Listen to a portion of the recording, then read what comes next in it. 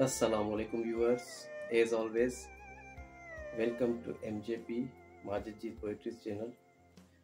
हाँ तो व्यूअर्स, आज मैं एक और मौजू के साथ आपके सामने हाजिर हूँ। आज जो मेरा मौजू है वो है मुनाफिकत पे। तो ये मैं किसी को टोंट करने के लिए या किसी पर्टिकुलर कैरेक्टर के लिए नहीं लिखा मैंने। ये जो पोइट्री मैंने लिखी है ये आजकल की जो ये जनरल इशू है आजकल का। जैसे हमारी सोसाइटीज़ में आजकल मुनाफिकत जो है ना उरूज पर है, तो इस हवाले से आपने भी ऑब्ज़र्व किया होगा।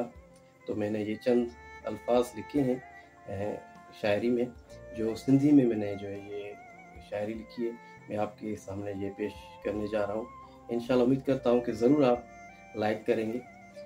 तो चलते हैं। तो सा तो जहेड़ा मूसा मुँह जहेड़ा, तो सा तो जहेड़ा मूसा मुँह जहेड़ा, मुनाफिक माण्हू मिड़े मूंड जहेड़ा।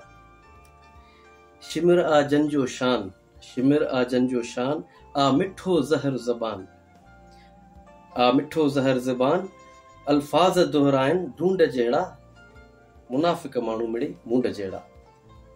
कुरान में जिनजो आला दर्जो, कुरान में जिनजो आला दर्जो, आ नाले समूरन सबक सॾजो, आ नाले समूरन सबक सॾजो, अल मुनाफिकून आहिन चूंड जहिड़ा, अल मुनाफिकून आहिन चूंड जहिड़ा, मुनाफिक माण्हू मिड़े मूंड जहिड़ा। सूरत साबित ॼण शैतान, सूरत साबित ॼण शैतान, ॿुॾी मरण मथां हो मकान, ॿुॾी मरण मथां हो मकान, खणी नक निहारन सूंड जहिड़ा, मुनाफिक माण्हू मिड़े मूंड जहिड़ा। माजिद जीत खपई जे खुद में, माजिद जीत खपई जे खुद में, पूर खूब मुनाफिक खोटे खड में। विसार इहे अण हूंद जहिड़ा, मुनाफिक माण्हू मिड़े मूंड जहिड़ा, मुनाफिक माण्हू मिड़े मूंड जहिड़ा।